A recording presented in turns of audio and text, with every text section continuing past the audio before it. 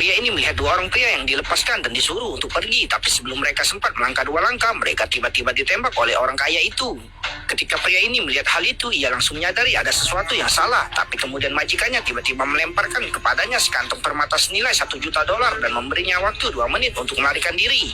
Baru pada saat itulah pria ini menyadari bahwa telah ditipu agar pergi ke Burma dan menjadikannya target sekelompok orang kaya ini.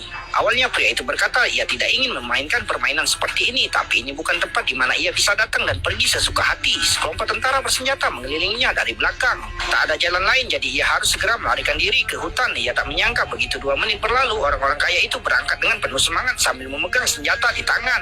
Namun yang tidak mereka ketahui adalah bahwa sejak saat itu mereka resmi menjadi mangsa para pemburu, karena pria itu bukanlah orang biasa, melainkan seorang atlet tarung ulung.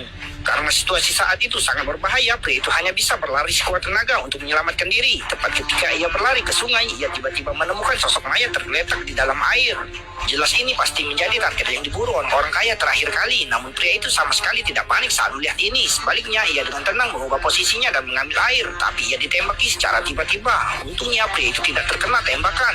Tapi pria bertopi itu tidak berniat melepaskannya dan mulai menembaki ia dengan ganas. Setelah memastikan lokasi pasti pria bertopi, ia diam-diam menyelam ke dalam air. Benar saja, ketika pria bertopi itu tiba di sungai, ia telah menghilang tanpa jejak. Namun saat pria bertopi itu sedang mencari-cari, pria itu tiba-tiba menyeretnya ke sungai dan mulai memukulinya.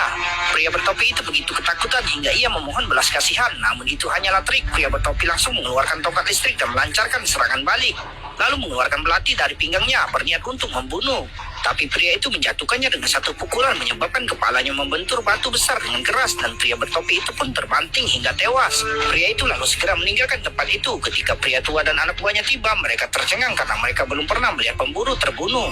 Tak lama kemudian pria itu sampai di sebuah air terjun, tapi yang tak pernah ia duga adalah pria tua segera membawa orang-orang kaya itu ke atas air terjun. Dalam keputusasaan, ia segera melompat ke dalam air dan bersembunyi di balik batu besar. Tapi orang kaya itu tidak berniat melepaskannya dan mereka mulai melepaskan panah ke arahnya. Pria itu harus melarikan diri dengan cepat, tapi tanpa diduga orang kaya itu tiba-tiba menembakkan pelontar ke arahnya. Kekuatan benturan yang besar menyebabkan ia terpental jauh. Lantas bagaimana kelanjutannya, tetap di Snack